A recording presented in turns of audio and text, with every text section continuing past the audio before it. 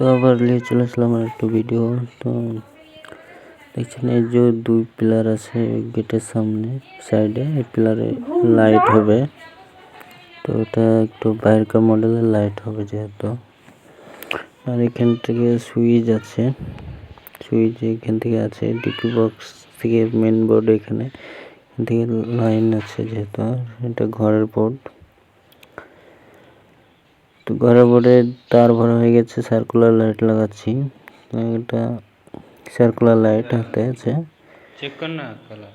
তো তার কানেকশন করব, ওটার কালারটা চেক করছে সার্কুলার লাইটটা। একটা কমপ্লিট হয়ে গেছে লাগানো, তো আরও লাগাচ্ছে। এটা লাগানো কমপ্লিট হয়ে স্টার্ট করব, চালু করব লাইটগুলি।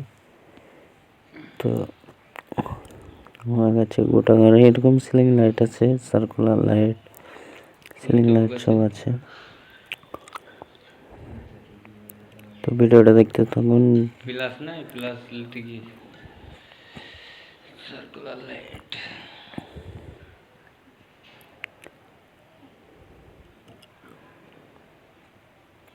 যেহেতু ঘরের ভিতরে আছে একটু ফোকাস মারছে ক্যামেরাতে, যেহেতু এখানে ডিজাইন করা আছে আর কাঁচ দেওয়া আছে, এখানে আলো ঢুকছে খুবই,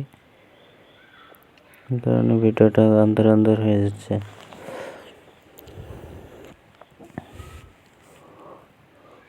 তো লাগানো কমপ্লিট হয়ে গেছে, জ্বলছে। মাঝ মিডিলে লাল আছে,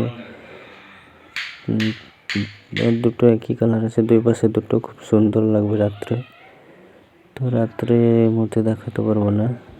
এটা বোর্ড, মেন বোর্ড এখান থেকে কানেকশন করা আছে। তো আমরা চলে আসলাম সিলিং লাইট একটা রান্নাঘরে, চলছে না, ইনভার্টারে যেটা করা আছে সেটা। তো আমরা জাস্ট খুলে দেখলাম, তো বাল্ব ড্রাইভার ঠিক আছে, এলইডিটা কেটে গেছে, কারণ যে চলছে না। আর এক্সস্ট ফ্যানটা লাগিয়েছি, এলইডিটা চেঞ্জ করতে হবে। তো দেখছেন এক্সস্ট ফ্যান এখান থেকে চালু করছি, চলছে।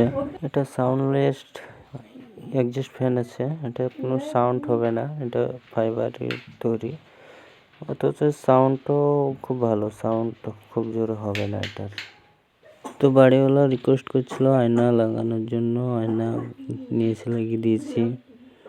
বেশ একটা আয়না দেখতে পাচ্ছেন, আয়নাটা লাগানো কমপ্লিট হয়ে গেছে।